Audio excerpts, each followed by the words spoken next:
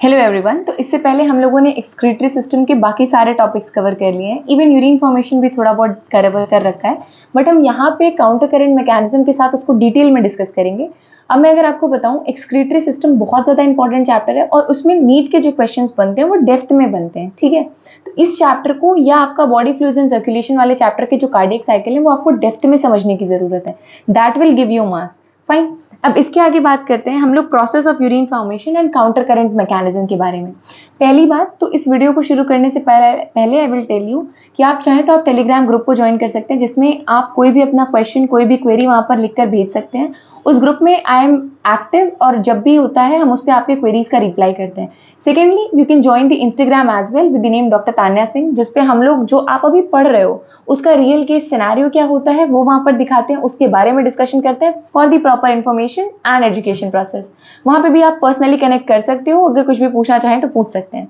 Now with this information let's talk about the topic that is process of urine formation and counter current mechanism. देखिए, process of urine formation में जो की points हैं जहां से examiner का question पूछने का मन करता है वो कहता है steps of the process. 3 step है यूरिन फॉर्मेशन में। First is your glomerular filtration. Now why glomerular filtration is important, जरा आप इस डायग्राम को बहुत ध्यान से देखो। क्या होता है, मैंने आपको इससे पहले भी पढ़ाया कि एक एफरेंट आर्टेरियोल होती है जो कि ब्लड को लेके आती है ग्लोमेरुलाई में, और इफरेंट आर्टेरियोल उसको वापस लेके जाती है। तो यहाँ पे ये रेडिकल वेन्स या आप इसको इफरेंट वेन्यूल या इफरेंट आर्टेरियोल भी बोलते हो, ठीक है।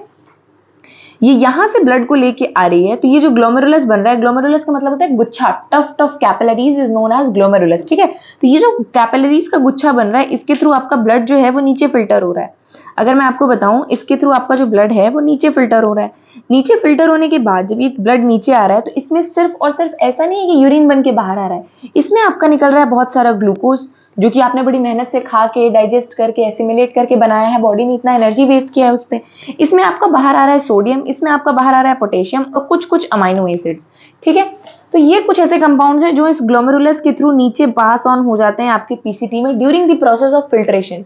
होता क्या है, ग्लोमेरुलस जैसे चाय छन्नी होती है ना, वैसे आपका ग्लोमेरुलस होता है, ठीक है। तो ग्लोमेरुलस एक साइज से बड़े, अगर मैं आपको साइज बताऊं तो ये जो स्लिट पोर्स होते हैं ग्लोमेरुलस के, इनका साइज होता है 7 nm, ठीक है। 7 नैनोमीटर तक का इनका डायमीटर होता है, ठीक। इसका मतलब जो भी चीज इससे छोटी होगी वो नीचे पास हो जाएगी, जैसे कि ग्लूकोज, सोडियम, पोटेशियम आयन, कुछ कुछ अमाइनो एसिड्स। जिनका साइज छोटा है वो नीचे यहाँ पे पास ऑन हो जाएगा, और जो भी इनके साइज से बड़ा होगा, जैसे कि मेजर प्रोटीन्स, ठीक है। जैसे कि अगर मैं आपको फिर से यहाँ पे क्लियरली लिख के बताऊं, अगर कोई साइज में बड़ा होगा इससे, फॉर एन एग्जाम्पल, जो साइज में बड़ा है लाइक प्रोटीन्स, आपके बड़े बड़े जितने भी प्रोटीन्स हैं वो आपके साइज में बहुत बड़े हैं। साथ में आरबीसी, डब्ल्यूबीसी, प्लेटलेट्स, ये सेल जो है इनका साइज 7 nm से ज्यादा होता है, इस वजह से ये इन कैपिलरीज के थ्रू नीचे फिल्टर नहीं कर पाते, ठीक है। तो ग्लोमेरुलर फिल्ट्रेशन का मतलब है कि भाई साइज के हिसाब से, ताकि हमारे प्रोटीन ना वेस्ट हो। यूरिन में हमें ब्लड वेस्ट करने की जरूरत नहीं है, इसीलिए क्या होता है ग्लोमेरुलर फिल्ट्रेशन में कि एक साइज से कम पार्टिकल्स नीचे पास हो जाते हैं, और अगर उससे बड़े हैं तो ये ऊपर ही ऊपर छन के वापस से बॉडी में सर्कुलेट करने लगेंगे, ठीक है। तो इस तरीके से बॉडी आपका मेंटेन करती है। तो जो glomerular, sodium, potassium, amino acids नीचे प्रॉक्सिमल कॉन्वोल्यूटेड ट्यूब्यूल में आ गए, ऐसा तो नहीं है कि वो बॉडी के वेस्ट है जिसको यूरिन में पास होना है। क्यों भाई, इतनी एनर्जी से आपने डाइजेस्ट किया, ग्लूकोज को एब्जॉर्ब फॉर्म में लाया, और अगर आप उसको यूरिन में वेस्ट कर देंगे तो that will be wasted, alright. इसके लिए बॉडी क्या करती है, यहाँ पे दूसरा प्रोसेस स्टार्ट करती है, दैट इज रीअब्जॉर्प्शन। और एक क्वेश्चन नीट एग्जामिनर्स का फेवरेट है कि भाई मैक्सिमम रीअब्जॉर्प्शन कहाँ होता है, that is occurring in the PCT, है ना। पीसीटी में होता है मैक्सिमम रीअब्जॉर्प्शन। मैक्सिमम रीअब्जॉर्प्शन का मतलब ये जो सोडियम, ग्लूकोज, पोटेशियम वगैरह है, ये 70 to 80% या कह लो लगभग 100% यहीं पे अब्जॉर्ब हो जाता है। ग्लूकोज तो 100% पीसीटी में अब्जॉर्ब हो जाता है, इसीलिए एक नॉर्मल इंडिविजुअल के यूरिन में आपको कभी ग्लूकोज नहीं मिलेगा, ठीक है। जितने लोगों को डायबिटीज सस्पेक्टेड होता है, डायबिटीज आजकल की बहुत लीडिंग कॉज ऑफ मोर्टालिटी है, तो जितने लोगों को डायबिटीज सस्पेक्टेड होता है तो क्या करते हैं, उनका यूरिन आप देखोगे जरूर जाता है टेस्टिंग के लिए। क्यों जाता है बेटा, क्योंकि डायबिटीज अगर आपकी ज्यादा दिन की बीमारी है या किडनी में कोई प्रॉब्लम क्रिएट कर रही है, जैसे कि ग्लोमेरुलोनेफ्राइटिस, तो वो क्या करती है, ये जो ग्लूकोज नीचे छन के आता है ना, उसको दोबारा रीअब्जॉर्ब नहीं करती। रीअब्जॉर्ब नहीं करती क्यों, क्योंकि बॉडी में ग्लूकोज भरा हुआ है भाई, एक लेवल से ज्यादा। मतलब अगर आपके ब्लड में 200 मिलीग्राम से ज्यादा ग्लूकोज हो जाए तो किडनी आपके कभी भी ये वाले ग्लूकोज को अब्जॉर्ब करेगी ही नहीं। वो करेगी ऐसा है, हमारी बॉडी में बहुत ज्यादा ग्लूकोज है, हमारी बॉडी को बचाना है तो इस ग्लूकोज को यूरिन के थ्रू बाहर निकालो।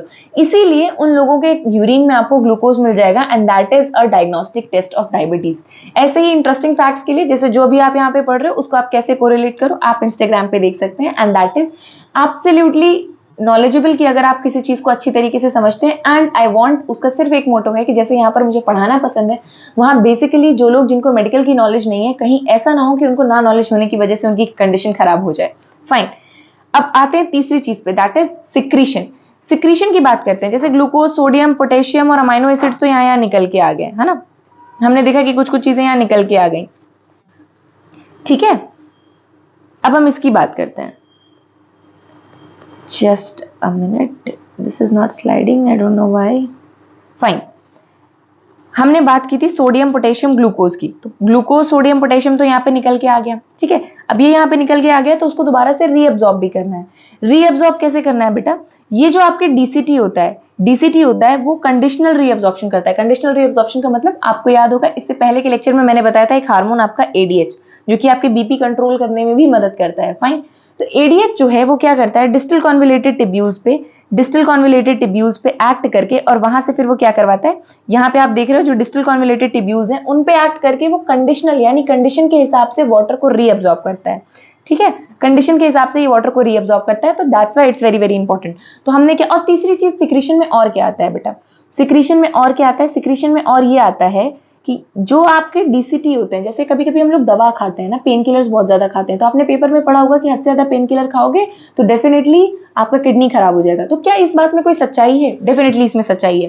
जो आपके डीसीटी होता है या जो आपकी कलेक्टिंग डक्ट होती है, जो आपकी डीसीटी या कलेक्टिंग डक्ट होती है, मैक्सिमली वहां पर क्या होता है, जितने भी आप पेन किलर्स वगैरह खाते हो, जैसे मैं अगर आपको नीचे दिखाऊं, जैसे मैं अगर आपको भी नीचे दिखाऊं करके, ठीक है, जैसे ये डीसीटी वगैरह है, तो यहाँ पे ब्लड के थ्रू आपके वो जो मेटाबॉलिक वेस्ट होते हैं पेन किलर्स के, वो रिलीज होते रहते हैं और वो आपका यूरिन में बाहर जाते हैं।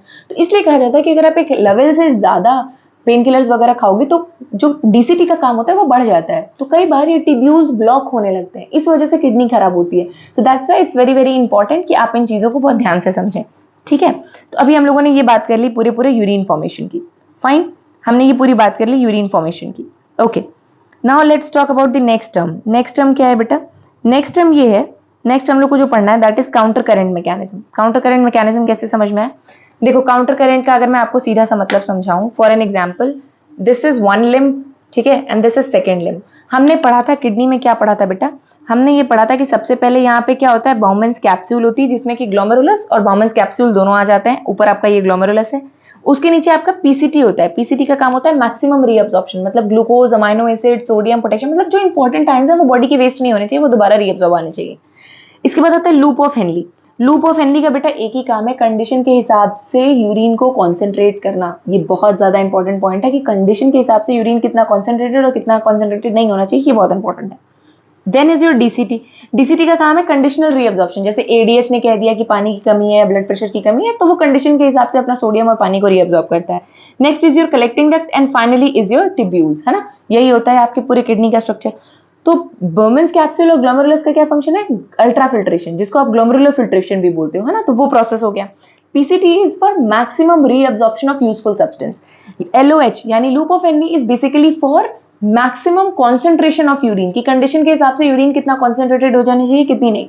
अच्छा, आप मेरी बात नहीं मानते हो, कभी आपने कोको कोला पिया होगा तो आपको फील, जो लोग बहुत ज्यादा ड्रिंकर होते हैं, कोको कोला बहुत ज्यादा पीते हैं या अल्कोहल बहुत ज्यादा पीते हैं, मतलब जो भी कोक ड्रिंक्स वगैरह ज्यादा पीते हैं, आप देखोगे कि उनको बहुत ज्यादा जल्दी जल्दी फ्रीक्वेंट यूरिनेशन होता है, मतलब उनका यूरिन की फ्रीक्वेंसी बहुत बढ़ जाती है। ऐसा क्यों होता है, क्योंकि उनके लूप ऑफ हेनली में ना चीजें प्रॉपर कॉन्सेंट्रेट नहीं हो पाती, अल्कोहल कॉन्सेंट्रेट नहीं कर पाता है यूरिन को, दैट्स वाई उनको यूरिनेशन की प्रॉब्लम बहुत ज्यादा होती है। कई बार आपने देखा होगा लोग अल्कोहल के इतने नशे में रहते हैं तो उनको ये भी नहीं, मतलब उनका रिफ्लेक्स, जैसे कहते हैं ना कि हम लोग यूरिन कंट्रोल कर सकते हैं कि कहाँ हमें करना है कहाँ हमें नहीं करना है, अल्कोहलिक्स में ये सब नहीं होता है ना।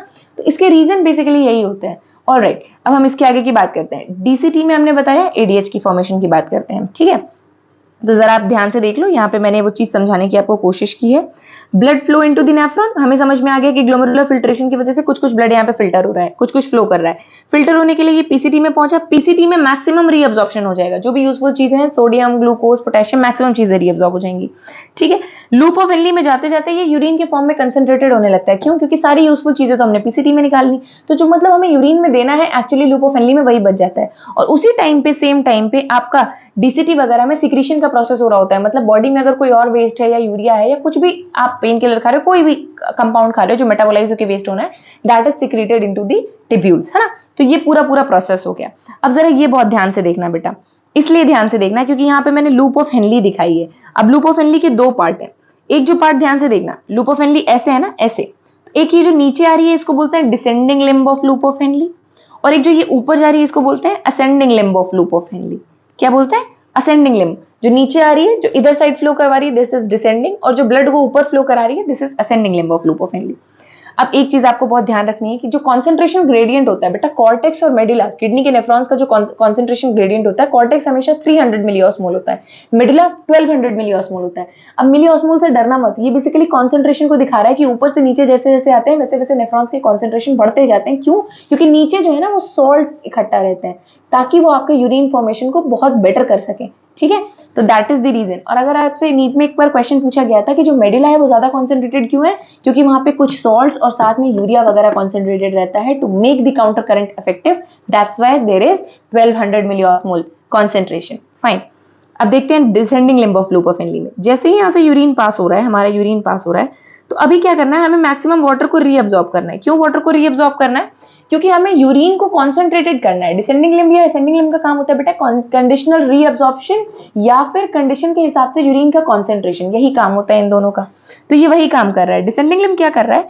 डिसेंडिंग लिम्ब अगर आप एक बहुत इंपॉर्टेंट चीज देखो तो ये पानी को अपनी तरफ खींच रहा है, और इसके साइड में जो आप रेड रेड देख रहे हो ना, दैट इज बेसिकली वासा रेक्टा। वासा रेक्टा क्या है बेटा? ये लिम्ब ऑफ हेनली है, ठीक है, ये लूप ऑफ हेनली है। इसके आसपास ब्लड वेसल्स का एक गुच्छा चलता रहता है एंड दैट इज कॉल्ड वासा रेक्टा। क्यों ये इंपॉर्टेंट है? मान लो डिसेंडिंग लिम्ब से कोई भी चीज एक्सचेंज होने वाली है, सपोज करो ये एक्सचेंज होने वाला है, तो जो चीज एक्सचेंज होगी वो डिसेंडिंग लिम्ब और ब्लड के बीच में होगी। दैट्स व्हाई जो limb of loop of Henley है वो दोनों तरफ से वासा रेक्टा से कवर्ड रहता है। That is a very very important point that you need to understand. ठीक है, तो यहां से ये जो वाटर अब्सॉर्ब हो रहा है ये कहां जा रहा है? देखो ध्यान से, वासा रेक्टा में जा रहा है। अब एक चीज आपको और गौर करनी है, डिसेंडिंग लिम्ब में फ्लो कैसा है? ऊपर से नीचे के साइड। वासा रेक्टा में कैसा है? इसके ऑपोजिट। मतलब डिसेंडिंग लिम्ब में अगर ऊपर से नीचे ब्लड आ रहा है तो इसके बगल में जो कैपिलरी है वासा रेक्टा, उसमें क्या आ रहा है? नीचे से ऊपर जा रहा है। इसीलिए इसको बोलते हैं counter current mechanism. Counter current का मतलब होता है अगर एक का फ्लो ऐसा है तो दूसरे का फ्लो ऐसा होना चाहिए। This is counter current. और ये मदद क्यों करता है? मदद इसलिए करता है कि जब ब्लड का फ्लो ऑपोजिट रहेगा तो इनकी वेलोसिटी बहुत ज्यादा रहेगी, जिसकी वजह से ग्रेडियंट बहुत अच्छा बनेगा, और ग्रेडियंट अच्छा बनेगा तो कोई भी चीज इनके बीच में आसानी से एक्सचेंज हो पाएगी। And that is the reason कि क्यों ये काउंटर करंट इंपॉर्टेंट होता है। फाइन, तो ये चीज आपको समझ में आनी चाहिए। तो डिसेंडिंग लिम्ब से हम लोग क्या करते हैं? यूरिन को कॉन्सेंट्रेट करने के लिए मैक्सिमम वाटर को खींच लेते हैं और वासा रेक्टा यानी ब्लड में डाल देते हैं। ठीक है, आगे बढ़ते हैं। इसीलिए जब आप कॉन्सेंट्रेशन वाटर का पूरा खींच लोगे तो नीचे क्या बचेगा? ज्यादा कॉन्सेंट्रेटेड यूरिन। तो इसकी ऑस्मोलैरिटी कितनी है? 1200। ऊपर अगर आप कॉर्टेक्स में देखो तो कितना है? 300। मतलब 300 से 1200 मिली ऑस्मोल आने में यूरिन का कॉन्सेंट्रेशन चेंज हो जा रहा है, यही आपको समझना है। फाइन, अब आगे बात करते हैं। असेंडिंग लिम्ब में अगर आप ध्यान से देखो तो इसमें आप आयंस जो है आपके बाहर चले जाते हैं। इसमें वाटर का एक्सचेंज तो नहीं हो पाता लेकिन आयंस बाहर चले जाते हैं। तो इसका मतलब असेंडिंग लिम्ब क्या कर रही है? आयंस का एक्सचेंज कर रही है, आयंस को रीअब्सॉर्ब करा रही है, कि मतलब अगर अभी भी कुछ आयंस बच गए हैं जिनका बॉडी को नीड है तो वो यहाँ से खींच सकता है। आपको एक बहुत इंपॉर्टेंट क्वेश्चन याद रखना है जो आपके नीट के एग्जाम में पूछा जाता है। Descending limb is permeable to water. ध्यान से देख लो, मैंने यहाँ पे बनाया भी है, descending limb is permeable to water. मतलब डिसेंडिंग लिम्ब अपने थ्रू आयंस को नहीं एक्सचेंज होने देती। क्या करती है? वाटर को एक्सचेंज करवाती है, इसलिए ये यूरिन को ज्यादा कॉन्सेंट्रेट करती है। जबकि आप असेंडिंग लिम्ब में देखो, असेंडिंग लिम्ब में वाटर एक्सचेंज नहीं हो सकता। It is impermeable to water, it is impermeable to water, it is impermeable to water. That's why यहाँ पे आपके क्या एक्सचेंज हो रहे हैं? आयंस एक्सचेंज हो रहे हैं। तो ये पॉइंट नीट में 15-20 बार पूछा जा चुका है पिछले 5-10 सालों में। आपको ये पॉइंट हमेशा याद रखना चाहिए। Descending limb is permeable to water, इसलिए ये वाटर अब्सॉर्ब करके वासा रेक्टा में देती है और यूरिन को कॉन्सेंट्रेटेड कराती है। वही चीज जब वापस से असेंडिंग लिम्ब में जाएगी तो अब वाटर तो पूरा जा चुका है यूरिन से, कुछ इंपॉर्टेंट आयंस अगर यूरिन में मतलब बॉडी को नीडेड है, यूरिन में वेस्ट नहीं करना है, तो उनको असेंडिंग लिम्ब भी थोड़ा थोड़ा रीअब्सॉर्ब कर लेती। Ascending limb is impermeable to water, water को वो रीअब्सॉर्ब नहीं कर सकती। Descending limb is impermeable to electrolytes, वो इलेक्ट्रोलाइट्स को नहीं कर सकता। कहीं पे भी देखो डिसेंडिंग लिम्ब में अगर मैंने सोडियम पोटेशियम दिखाया हो, नहीं दिखा सकते। क्यों? क्योंकि वो इम्पर्मिएबल होता है इन आयंस के लिए। तो ये आपके, और अगर मैं आपको ट्रिक बताऊं ना इसको याद करने की, तो आप ऐसे याद कर लो कि बॉडी की हर मेम्ब्रेन, हर टिब्यूल वाटर के लिए परमिएबल है। एक्सेप्शन इसका सिर्फ एक है, ascending limb of loop of Henley. ठीक है, तो ये ट्रिक है जिससे आपको एक चीज याद रखनी है। काउंटर करंट का मैंने आपको मतलब समझाया। What do we mean by counter current mechanism, कि अगर ये मान लो डिसेंडिंग लिम्ब है, ये मेरी जो पेंसिल है that is descending limb of loop of Henley, और ये आपका वासा रेक्टा है, तो जो ब्लड का फ्लो है, इसमें यूरिन फ्लो कर रहा है, इसमें ब्लड फ्लो कर रहा है, तो ये ऑपोजिट फ्लो कर रहा है, जिसकी वजह से इनका, ध्यान से देखो, अगर ये दोनों चीजें ऑपोजिट फ्लो करेंगी तो तुम देख रहे हो कितना फास्ट मूवमेंट हो रहा है। फास्ट मूवमेंट की वजह से ग्रेडियंट बहुत अच्छा बनेगा और जिसकी वजह से चीजें यहां से यहां तक ट्रांसफर बहुत अच्छी होंगी। That is what we mean by counter current mechanism. और आपको पता होना चाहिए कि कॉर्टेक्स, जो किडनी का कॉर्टेक्स वाला पार्ट होता है, दैट इज 300 मिलिऑस्मोल, जबकि आप नीचे मेडुला तक आते हो तो 1200 मिलिऑस्मोल हो जाता है। क्यों हो जाता है, जरा ध्यान से देखिए। वासा रेक्टा मैक्सिमम इलेक्ट्रोलाइट्स लाके मेडुला में छोड़ती है, ठीक है, जिसकी वजह से मेडुला का कंसंट्रेशन बहुत बढ़ जाता है। And that is the reason why urine is concentrated in the loop of Henle. Loop of Henle का एक ही इंपॉर्टेंट काम है, according to the environment and condition of the body water को रीअब्सॉर्ब करके यूरिन को एप्रोप्रिएट बनाए। I hope आपको इतनी चीजें समझ में आ गई हो, क्योंकि ये बहुत बहुत ज्यादा इंपॉर्टेंट है और ये बहुत सारे क्वेश्चन में पूछी जाती है, ठीक है। अब आते हैं मिक्चुरेशन रिफ्लेक्स, जो बहुत इंपॉर्टेंट है। मिक्चुरेशन रिफ्लेक्स का सीधा सा मतलब होता है बेटा voiding of urine. Voiding of urine का मतलब है कि जब आपके ब्लैडर में, सपोज करो यहाँ ब्लैडर में यूरिन भरता जा रहा है, अगर मैं बताऊं बच्चे का ब्लैडर अप्रोक्सीमेटली 300 से 500 ml तक का यूरिन स्टोर कर सकता है, वही एक अडल्ट का ब्लैडर 18 साल के बाद 1000 ml मतलब 1 लीटर तक के यूरिन को स्टोर कर सकता है, ठीक है। क्यों, क्योंकि भाई अगर ये आपका ब्लैडर है और दोनों यूरेटर्स आपके बार बार यूरिन ला रहे हैं, तो ऐसा तो नहीं है ना कि जैसे किडनी तो हमेशा फंक्शन करी तो 24 घंटे आप बाथरूम में तो रह नहीं सकते ना। तो भगवान ने हमारा ऐसा सिस्टम बनाया है कि ये ब्लैडर जो है एक कैपेसिटी तक होल्ड कर सकता है। जब तक ये तब तक आपके वॉलंटरी कंट्रोल में रहेगा, मतलब जब तक आपकी मर्जी के हिसाब से, मान लो अगर आप बस में ट्रैवल कर रहे हो, ट्रेन में ट्रैवल कर रहे हो, तो आप डेफिनेटली हाइजीन कंडीशन के हिसाब से या वहां पे आप यूरिन नहीं पास करना चाहोगे, तो तब तक आप वॉलंटरी कंट्रोल ब्लैडर पे रख सकते हो कि ठीक है अभी मुझे यूरिन पास नहीं करना है। Whenever I will go to the appropriate place और एप्रोप्रिएट कंडीशन एटमॉस्फेयर, वहां पे हम अपने वॉइडिंग कर सकते हैं मिक्चुरेशन को, ठीक है। इनवॉलेंट्री कंट्रोल कब हो जाता है, आपने देखा होगा जो अल्कोहलिक्स होते हैं उनमें इनवॉलेंट्री हो जाता है। इनवॉलेंट्री का मतलब उनको पता ही नहीं चलता कि कब उनके अपने आप यूरिन पास हो गई उनकी बॉडी से। और किसमें होता है ये चीज, अगर आपने कभी पार्किंसन के पेशेंट देखे हो या जो दिमागी रूप से बीमार पेशेंट्स होते हैं, उनको कभी पता नहीं चलता कि वो बेड पे ही यूरिन पास कर रहे हैं, यूरिनेट कर रहे हैं, तो ये सारी चीजें होती हैं। तो एक लेवल के बाद ये इनवॉलेंट्री हो जाता है। तो आपको ये चीजें बहुत अच्छे से समझ में आनी चाहिए। और इसकी मोर इन्फॉर्मेशन के लिए you can go and connect on the doctor Tanya Singh on the Instagram handle where we will talk in detail about this, ठीक है। एक बीमारी भी होती है जिसको कहते हैं डायबिटीज इंसिपिडस। डायबिटीज इंसिपिडस में क्या होता है बेटा, वो शुगर से रिलेटेड बीमारी नहीं है। डायबिटीज समझ के ये मत धोखा मत खा जाना कि शुगर से रिलेटेड है। उसमें क्या होता है, एडीएच कम बनता है। एडीएच कम बनने की वजह से बॉडी में यूरिन बहुत ज्यादा बनता है। तो यूरिन जब इतना ज्यादा बनता है तो कई बार उनके ब्लैडर का कंट्रोल खत्म हो जाता है, तो वो ना चाहते हुए भी थोड़ा बहुत यूरिन कहीं पर बिना कंट्रोल के पास कर सकते हैं, ठीक है। तो ये सारी चीजें हैं जो आपको समझनी है। अब सबसे पहले नॉर्मल समझते हैं व्हाट हैपेंस। जैसे जैसे यूरिन इसमें भरेगा तो हमारे ब्लैडर के चारों तरफ होती है डिट्रूसर मसल। ये जो नीट का क्वेश्चन पूछा जाता है बार बार, उस मसल का नाम है जो आपके ब्लैडर को बनाती है, that is डिट्रूसर muscle, urinary bladder के। यूरिन इसमें भरता जा रहा है, तो जैसे जैसे यूरिन भरेगा, सपोज करो ये आपका ब्लैडर है, जैसे जैसे अभी एकदम फ्लैपी पड़ा हुआ है, मतलब उसमें यूरिन नहीं है, धीमे धीमे धीमे धीमे यूरिन बढ़ता जा रहा है, यूरिन बढ़ता जा रहा है, ये स्ट्रेच होता जा रहा है।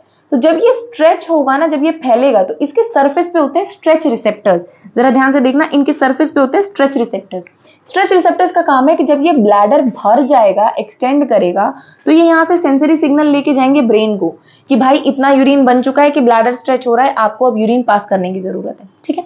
बट मान लो आप किसी ऐसी कंडीशन में हो जहां आप यूरिन पास नहीं कर सकते, तो ब्रेन क्या कहेगा, नहीं नहीं रुक जाओ, थोड़ा और कंट्रोल करो। आप जब उस जगह पर पहुंच जाना या वहां पहुंच जाना, तो आप आराम से वहां पे अपना यूरिनेट कर लेना, वॉइड कर लेना, ठीक है। इस हिसाब से आपका यूरेथ्रा जो है, यहाँ पे जो स्फिंक्टर लगा, स्फिंक्टर का मतलब जो कैनाल, जो जब रिलैक्स करेगी तो यूरिन पास होगा, और अगर ये टाइटली बंद है तो यूरिन पास नहीं होगा, ठीक है। ये कैनाल आपका नहीं खोलेगा, फाइन। अब वही चीज इनवॉलेंट्री कब बन जाती है, वॉलेंट्री तो हमें समझ में आ गया। अगर आपके ब्लैडर में 1 लीटर से ज्यादा यूरिन हो जाए, या आपका ब्लैडर, ये वाला जो सिग्नल है सेंसरी स्ट्रेचिंग रिसेप्टर, ये खराब हो जाए, ठीक है, मतलब अपने आप इंडिपेंडेंट ब्लैडर हो जाए, जैसे अल्कोहलिक्स वगैरह में होता है, व्हाट हैपेंस इज, अरे भाई अब इनमें इतना तो होगा ही ना, अगर वो नाली को बिस्तर समझ के सो सकते हैं तो फिर यूरिन पास करना तो फिर भी बहुत आसानी सी चीज है ना। तो व्हाट हैपेंस इज कि अब दिमाग के पास कोई सिग्नल जा ही नहीं रहा, तो ये अपने आप ही क्या कर रहा है, यूरेथ्रा को कॉन्ट्रैक्ट करवा दे रहा है। अब यूरेथ्रा जैसे ही रिलैक्स कराएगा तो यूरिन पास हो जाएगा। तो ये वाला स्फिंक्टर उनका वीक हो जाता है, जिसकी वजह से वो ना चाहते हुए भी इनवॉलेंट्री वहां पर यूरिनेट कर सकते हैं, फाइन। तो ये आपका पूरा जो है ये मैकेनिज्म है कि किस तरीके से आपका मिक्चुरेशन रिफ्लेक्स काम करता है। इंटरनल स्फिंक्टर का मतलब है ब्लैडर अपने अंदर से बंद रखेगा, एक्सटर्नल का मतलब है आपका बाहरी स्फिंक्टर जो जब खुलेगा तो फाइनली यूरिन पास करता है, ठीक है। तो ये आपकी बात आ गई। अब बात करते हैं डिसऑर्डर्स की, जिसमें बहुत ज्यादा क्वेश्चंस पूछे जाते हैं। डिसऑर्डर्स में बेटा सबसे पहले तो यूरेनिया क्या है, देखो एक मैं ट्रिक बताती हूँ आपको। अगर किसी के भी पीछे लग जाए एनिया, मिया लग जाए, ठीक है, इसका मतलब होता है इंक्रीज्ड कॉन्सेंट्रेशन इन ब्लड, इसका मतलब होता है increased concentration in blood.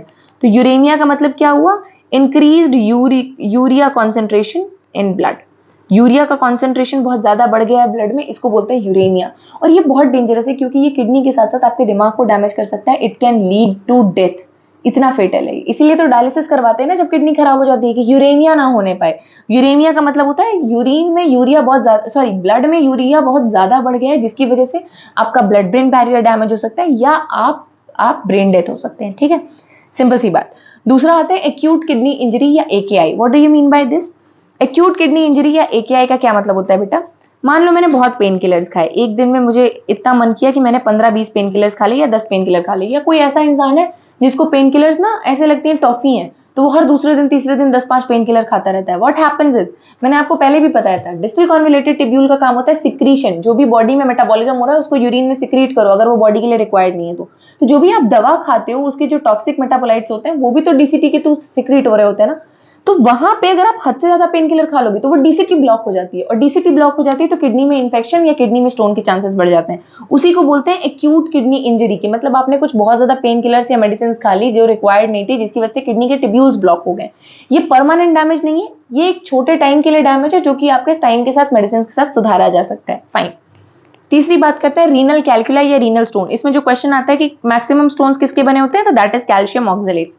Calcium oxalates के जो स्टोन्स होते हैं वो किडनी में बने होते हैं और बेसिकली यूरेटर में बने होते हैं। और इसका दूसरा क्या लाइन होता है, लॉइन टू ग्रॉइन पेन। ये बिल्कुल ऐसा लाइन है ना जो क्वेश्चंस में बार बार पूछा जाएगा। लॉइन टू ग्रॉइन पेन का क्या मतलब हुआ? लॉइन टू ग्रॉइन पेन का मतलब हुआ बेटा, जैसे ये इंसान की बॉडी है, सपोज करो ये इंसान की बॉडी है और ये कमर है, ये किडनी है, ये यूरेटर है, ये किडनी, ये यूरेटर।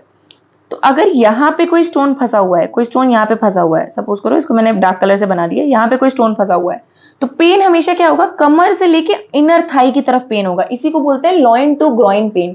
ये रीनल कैल्कुलाई का या रीनल आप कह लो इन्फेक्शंस का बहुत बहुत सिग्निफिकेंट एक सिम्टम होता है। ठीक है, हम लोग इसके आगे भी इसके टॉपिक्स में बात करेंगे ऑन द इंस्टाग्राम के रीनल स्टोन क्यों बनते हैं। बेसिकली जब आप कैल्शियम ऑक्सलेट वगैरह ज्यादा खाने लगते हैं या फिर आप पानी कम पीने लगते हैं तो रीनल स्टोन्स बन जाते हैं, और इसके ट्रीटमेंट्स क्या हैं। ठीक है, नेक्स्ट आता है ग्लोमेरुलोनेफ्राइटिस। अब मैं एक बात और बता दूं, आपका कहीं पे भी आइटिस लग जाए बायो में तो इसका मतलब होता है inflammation, inflammation of that part. Inflammation का मतलब होता है कि इन्फेक्शन होने वाला है, उसकी वजह से वहां पे रेडनेस और बाकी सारे वेसल्स वगैरह डायलेटेड हो गए। ठीक है, ग्लोमेरुलोनेफ्राइटिस का मतलब होता है इन्फ्लामेशन ऑफ ग्लोमेरुलस। इसका क्या मतलब होता है बेटा?